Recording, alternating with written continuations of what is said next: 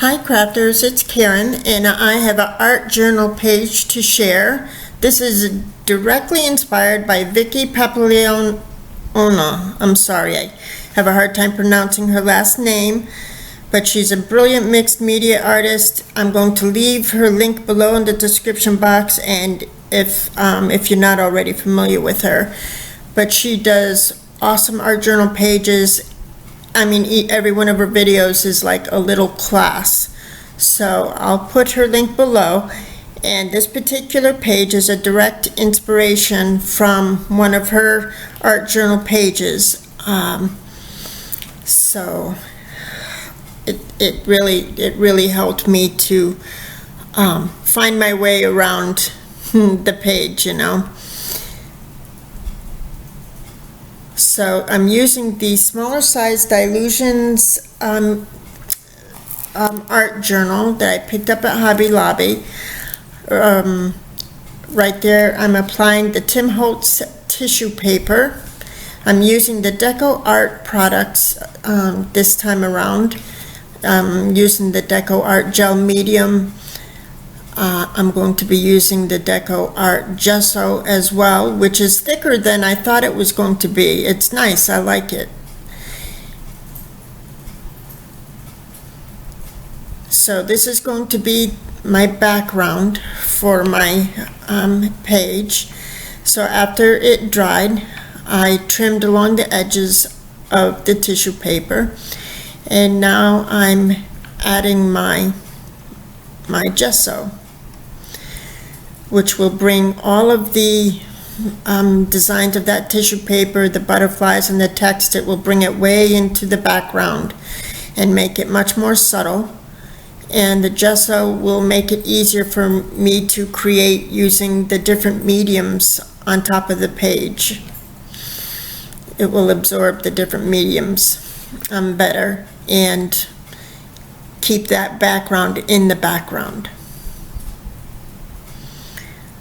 So I'm going to play with my distress inks. It's been so long since I did something, you know, just played with my distress inks, my Tim Holtz distress inks. So this is what my background's going to be. I believe this is honey. I'm sorry, I'll have to list it in the description box, and I'm not at my desk as I record this narration, but it's one of the honey something. It's one of the light oranges. I'm also going to bring a little bit of blue, Mermaid Lagoon, into there. I want the background to be more light than dark, although this page will definitely have vintage undertones, you know.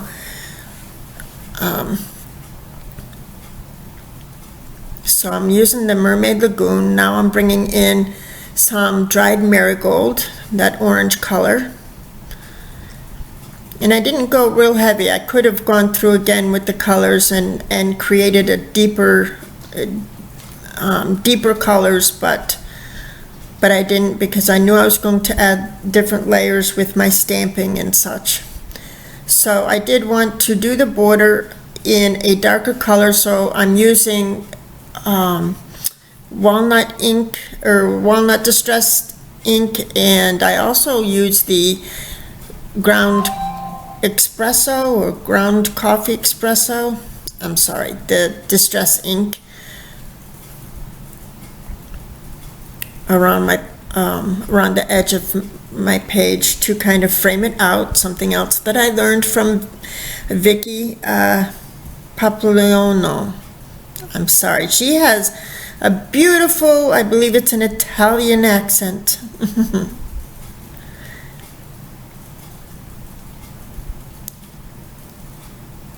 So I went over, after I finished using my distress ink, I went over it with the new medium. Oh no, not yet. I'm sorry. I spritzed it with water so I could get that watercolor effect. On the page, you know, to have some of the colors run a little bit, and because the distress inks react so nicely to water. So I wanted a hint of that to make it look more like a watercolored background. And now I'm taking my ground espresso distress ink, and I'm using this stencil by Tim Holtz to make like coffee rings and make it look like I spilled my coffee on the page. I love this stencil. I think it's a very clever stencil. So I do that, cleaning off my stencil right away. So now the only medium that I have there is the distress inks. So I want to make it so that I can use other mediums on top of it, like gel medium or whatever I want to use. But of course the distress inks react to water, so you can't use another medium over it without letting it run. So I'm using the new Distress Glaze. I believe that's the name of it, Distress Glaze over it, and a little bit goes a long way. And I'm so happy that they're now selling this at Michael's. And it's kind of like a wax. It kind of feels waxy. And just a little bit on your fingertip, and you rub it all over the page, and it kind of seals the distress ink, so that now I can spritz it with water and those inks won't run. I can go over it with some gel medium and the inks won't run. It's just a really nice, it's just going to make it so much nicer to work with your distress inks. So now while that's drying, because the glaze does have to dry, I'm preparing my little coffee cups, and these are cutouts from the Tim Holtz coffee. I'm sorry, I don't even have the name of the dye in front of me, but I'm sure you know the dye I'm talking about. It has the coffee cups. They look like Starbucks coffee cups, you know, to-go cups. So I cut several of those in plain paper, plain off-white paper, like manila paper, and then in some different patterns from my mind's eye, and I'm distressing them all with walnut distress ink and a little bit of the abandoned coral just for color,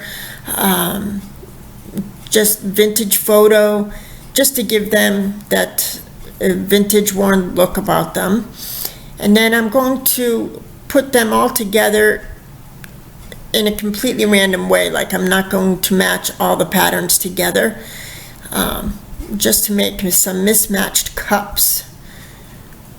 I love this dye. It's a lot of fun to play with, and if there were more hours in a day, we would get to use our toys so much more, right?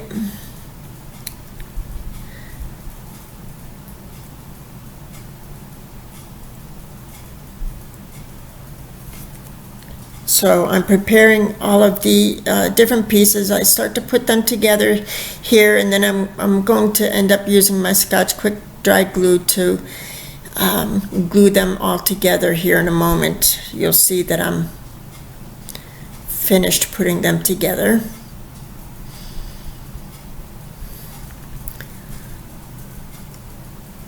So I made several of them, and I'm going to line the bottom of my page with them. But now it's time for me to do some stamping. That Distress Glaze has dried, and this is an old stamp, script stamp from Recollections, and I'm using my archival ink, black ink from Ranger, and I'm just randomly stamping it. I didn't even want it to be that dark, but and now I'm using this Stampendous stamp set. It's called Wired, and I love this. I love that barbed wire ring right there. So I'm stamping that quite randomly using the black archival ink. And now after everything's said and done, my coffee stains are more in the background. They're not as prominent as I thought they would end up being, but that's okay. I'm using the coffee colored brown archival ink. So as I'm using these mediums, I'm hoping I become more comfortable with them, and you know, it won't be such a process for me to work with them. So here I want to add some white splatters to my page. So I put a little bit of the gesso down and then I mixed it with water, but it's not fluid enough, so I'm going to add a little bit more water. So I want to add my white sprinkles just to lighten up the page a little bit, add interest and you know, but bring a little bit of a light color. I go over that ring in the center there a little bit with the gesso just so that that's not as prominent. I'm going to dry that off. And everything, you know, adheres real nice to the distress glaze that I used. So now I'm going to place my little coffee cups. And I'm using gel medium, the Deco Art gel medium, to place them. And I'm not being real careful about it, you know what I mean? Real careful about the placement. I know I just want to line them up along the bottom of the page, so I'm doing that. And then I have to be careful because I don't want any to fall on the crease of the page. So I'm going to double them up a little bit so that it looks like one is behind the other, like that. And like I said, I'm not trying to be overly precise or anything. I don't want to really make myself crazy. I want to enjoy the process, you know. So perfection is far from my mind.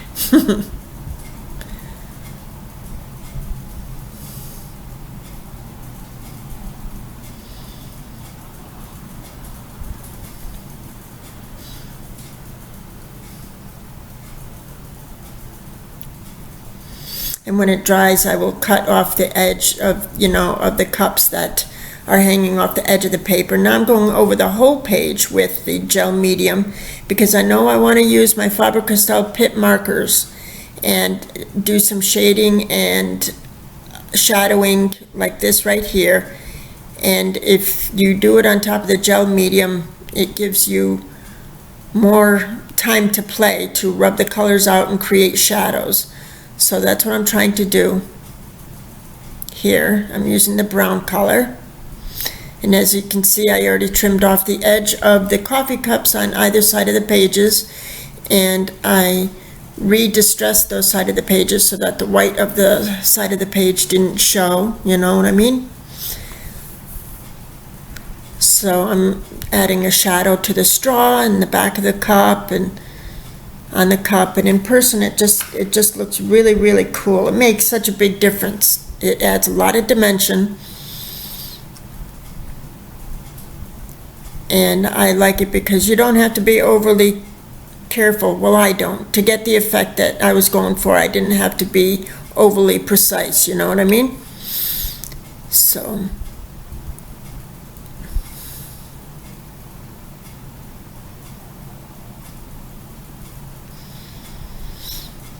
and I let time go by between each of these layers, you know, for the page to dry some. Joe was cleaning out the garage, so I went out and I visited him for a while and ran an errand. And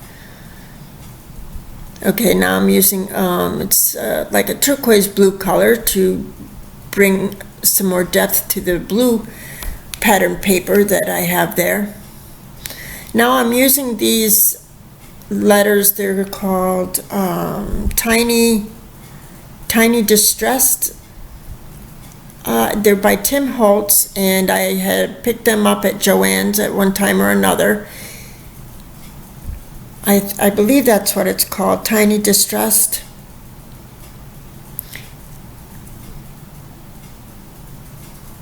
Anyway, it's a very cool vintage looking font, and obviously I am not stamping these out straight in any shape or form. But I did want it to end up in that circle that I had stamped there in the middle of the page.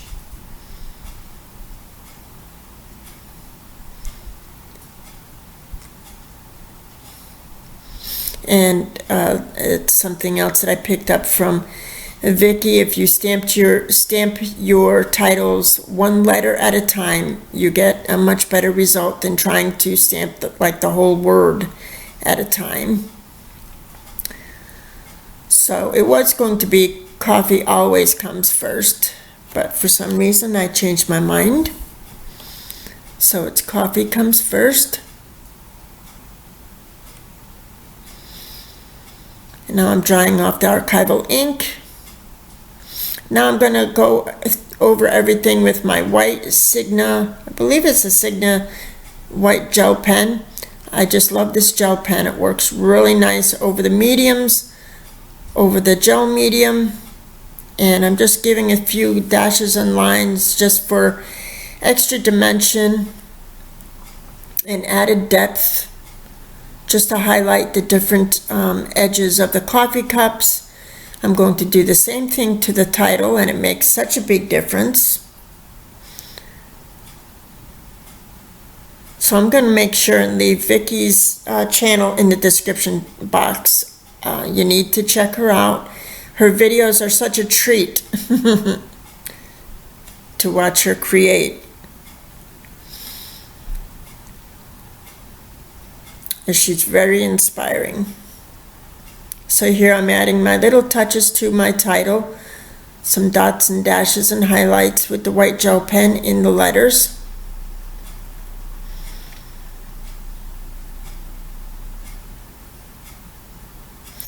And there you go. So thanks so much for joining me. Give me a thumbs up if you liked it.